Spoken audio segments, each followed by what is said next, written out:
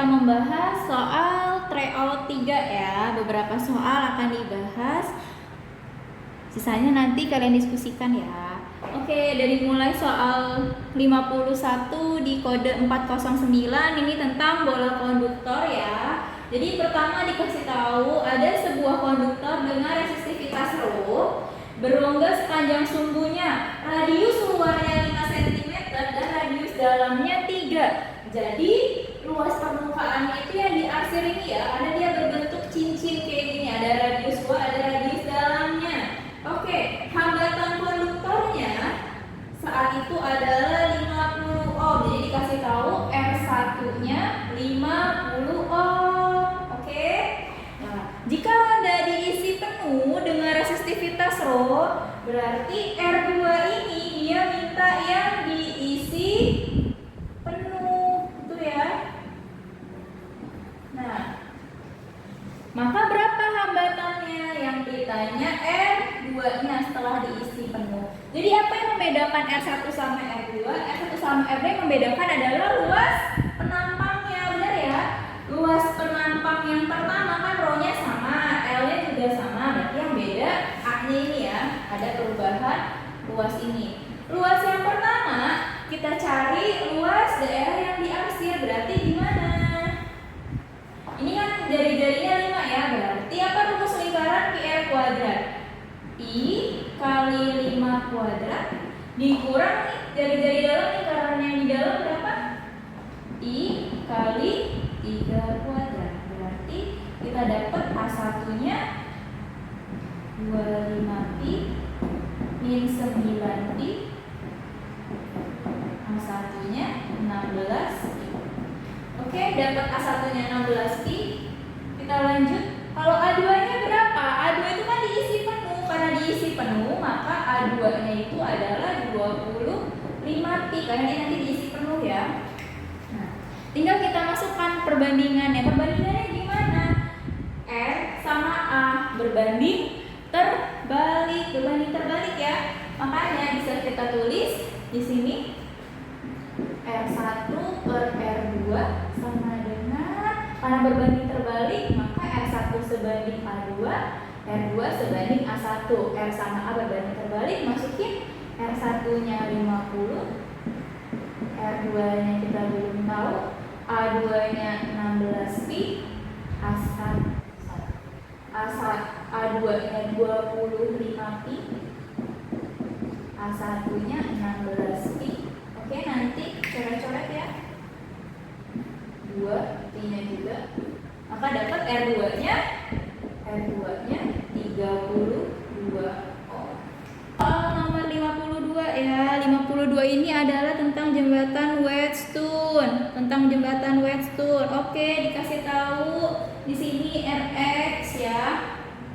Ada Rx di sini. Lalu ada hambatan F 450. Di sini ada galvanometer. Lalu ada di sini sebuah kawat konduktor, panjangnya AC 12 cm dan berarti CB-nya 18 ya, karena total AB-nya 30. Maka di sini ada tulisan galvanometer tidak dilewati arus. Galvanometer I-nya sama dengan 0, tidak ada arus. Artinya apa?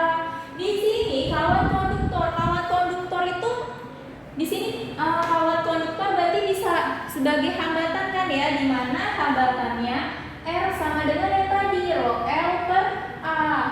R sebanding dengan L karena ρ-nya sama dan A-nya sama. Betul, berarti nilai R sebanding dengan nilai L. Oke, tinggal kita pakai jembatan Wheatstone, kali silangnya nilainya sama, galvanometer di tengah nilainya 0. Maka di sini Rx dikali harusnya RCB sama dengan 450 dikali RAC. Rx-nya kita belum tahu. RCB-nya R sebanding dengan L karena ρ sama A-nya sama, berarti L-nya adalah 18. 450 dikali RAC, AC-nya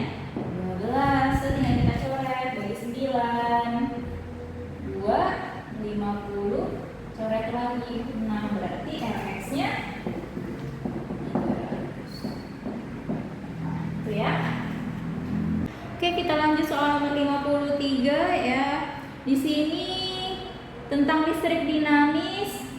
Misalkan kita hendak mengukur kuat arus pada resistor 2 ohm menggunakan ampere meter yang hambatan dalamnya 5 ohm, maka kita dapat 2 miliampere. Tapi berapa kuat arus yang sesungguhnya kalau sebenarnya kita pakai ampere meternya yang ideal yang nggak punya hambatan dalam? Berarti gini kan. Nah, kita anggap ini potensialnya sama. Berarti apa ini rangkaiannya? Rangkaian seri ya. Potensialnya kita anggap sama, maka I1 R1 sama dengan I2 kali R2. I1-nya 2 miliampere. R1 nih ditambah 205 sama dengan I2 yang ditanya R2-nya 200. Coret ya. 100 berarti I2-nya sama dengan 205 per 100 miliampere atau 2,05 miliampere. Oke, kita lanjut soal nomor 54 ya. Ini tentang bola konduktor. Jadi di sini dikasih tahu muatannya ada elektron ya, ditaruh di permukaan sebuah bola konduktor. Bola konduktor yang memiliki beda potensial minus 4,8 megavolt. Lalu ada diameternya 3. Kalau diameter 3 berarti jari-jarinya 1,5. Yang ditanya kelebihan elektronnya. Oke, kelebihan elektronnya ditanya ya. Nah, M di sini berapa? Karena kelebihan elektron sebanding juga sama beda potensialnya, benar kan? Kalau muatannya makin banyak berarti beda potensialnya juga makin besar. Jadi kelebihan muatan sama beda potensial itu sebanding ya. Kita tinggal masukin aja angkanya. Berapa V-nya? Minus 4,8 kali 10 pangkat 6 mega ya. Mega 10 pangkat 6. Hanya 9 kali 10 pangkat 9 dikali N yang kita belum tahu, Q-nya minus 1,6 kali 10 pangkat min 19 dikali N per R-nya 1,5. Kita coret dulu. Coret-coret 3. Oke, kali silang ini ke sini ya. Berarti 4,5 kali 10 pangkat 6 per ini sama ini 9 kali 10 pangkat min 10 sama dengan N ini berapa? 0,5 kali 10 pangkat 16. Berarti 5 kali 10 pangkat 15 kelebihan elektronnya. Oke, lanjut nomor 55. Di sini tentang kapasitor keping sejajar ya. Ini persamaan kapasitornya. Kapasitor. Oke, lalu di sini kita diminta hal-hal di bawah ini yang dapat menyebabkan kapasitor meningkat menjadi 2 kali yang semula. Itu gimana? Harus kita apain? Paling mudah, kalian misalnya aja A-nya nilainya 1, D-nya juga nilainya 1, C1-nya nilainya 1. Benar ya? Berarti dari sini nanti kita dapat, kita cari yang C2 nilainya 2. Ada kita misalin semua nilainya 1. Contoh pernyataan yang A. Luas keping menjadi 2A. Oke, luas keping berarti A ya. Nah, dimasukin C2 2A. A-nya misalin 1 berarti 2. Jarak pisahnya jadi 4D. 4, D-nya 1 per 4. Berarti C2-nya cuma 1 per 2. Opsi yang B.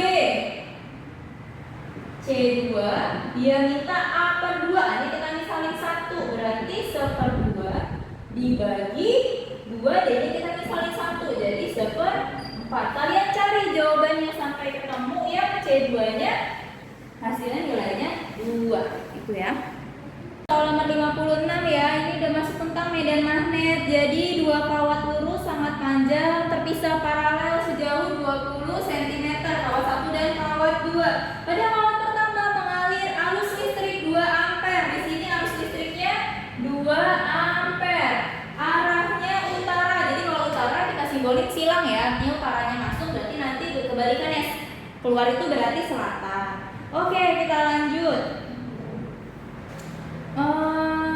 Pada bidang yang sama di antara kedua kawat, pada jarak 12 cm dari kawat kedua ya, misalnya kawat B di sini, tidak terjadi yang namanya medan magnetnya 0. Hal ini berarti kawat 2 mengalir arus kemana? Oke, berarti arah medan magnet ya, arah B, kawat 1 dan 2 gimana? Kawat 1 dan 2 harus berlawanan supaya jadi 0, bener kan? Nah, arah D kawat 1 dan 2 berlawanan. Kita lihat arahnya ini. Ini kan utara nih, jempol kalian masukin jempol. 4 jari kalian ke arah titik-titiknya kan sebelah kanan kan? Berarti jempol kalian masuk, titik kalian yang sebelah kanan. Berarti gini kan? Kemana arah B-nya? Ke bawah. Nah, supaya di 0, maka di sini arah B-nya harus ke atas. Ya, harus ke atas gini. Nah, ini ke atas nih, ya. Ke atas titiknya juga harus di sebelah kiri. Oke. Nah, ini ya. Atas titiknya sebelah kiri. Kemana arah jempol kita? Jempol kita arahnya masuk. Berarti carilah, pilih ya arahnya utara. Ya, berarti ini nanti dapat kita arah kawat 2-nya, arah I kawat 2, arahnya ke utara. Ya, nanti coba di rumah ya, kayak tangan-tangannya. Oke, karena B-nya sama dengan 0, berarti persamaannya tinggal B kawat pertama sama dengan B kawat yang kedua. B itu kan nominalnya sama, 2 pisang, berarti tinggal I per R. I satunya berapa? 2. R-nya di sini 8 sama dengan B2-nya kita belum tahu I2-nya. Tapi R-nya 12. Kan yang kita coret. 2 3 coret, berarti I2-nya dicoret Mas. I2-nya 3 ampere.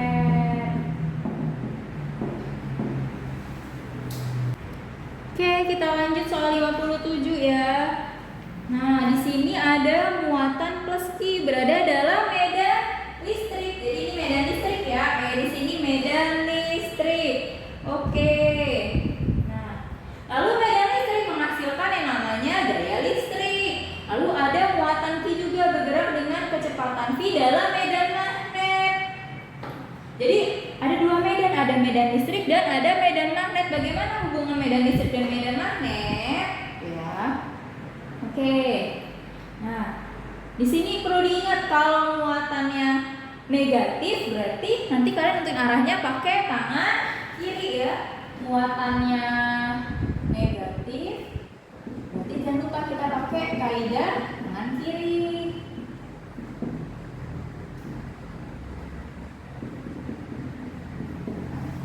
Kaidah tangan kiri. Oke, berarti supaya lintasannya tidak berubah, kalian bikinlah gaya listriknya harus sama dengan gaya magnetnya, bener ya? Nggak boleh ada salah satu yang lebih besar. Gaya listriknya apa kan ada di soal? Gaya listriknya I kali E sama dengan I kali B kali I sin theta. Lalu di sini kita lihat utara, barat, ya. Utara, barat. Oke, kita anggap berarti di sini sudutnya sin theta-nya ini 90 derajat. Ini 90 derajat kalian 1 ya. Nilai Q-nya bisa kita coret. Kita masukin nilai E-nya. Berapa nilai E-nya? 12 kilonewton. Ini kilo berarti 12 kali 10 pangkat 3 ya kilo ya. Sama dengan B-nya yang mau kita cari, V-nya 5 kali 10 pangkat 5. Maka di sini dapat dong B-nya 12 kali 10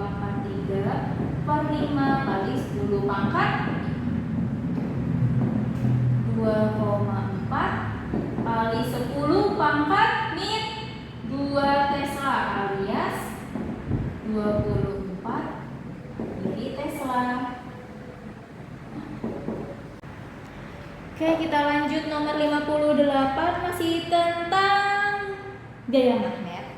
Ada partikel muatannya minus 5 mikrocoulomb, medan magnetnya 15 mikrotesla, mengalami gaya sebesar 6,05 kali 10 pangkat min 5. Berapa kecepatan partikel tersebut? Apa persamaannya kalau kecepatan partikel?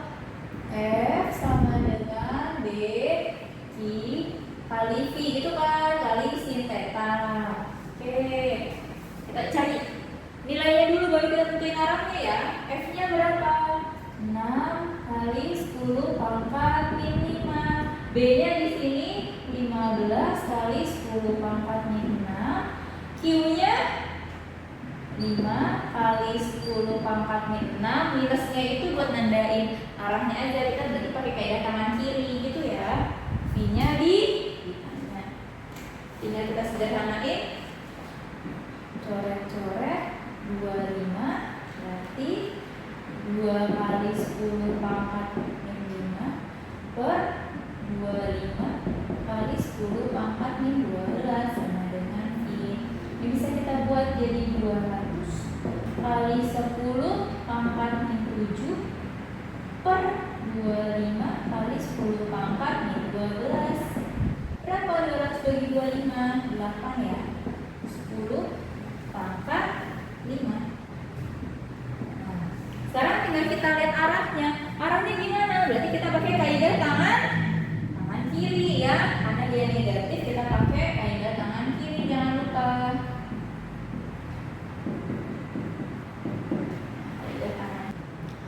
Oke, kita lanjut nomor 60 ya. Ini tentang kapasitor. Nah, kapasitor fungsi untuk menyimpan muatan. Nilai muatan yang tersimpan Q sama dengan C kali V. C-nya kapasitor, V-nya beda potensial. Oke, kapasitor pertama 5 nanocoulomb. Kapasitor diisi sama dikasih beda potensial 20 volt. Oke, kapasitor kedua dikasih yang namanya konstanta dielektrik 4. Maka gimana rumusnya kalau ada konstanta dielektrik? Epsilon 0 A per D kali epsilon R, gitu kan?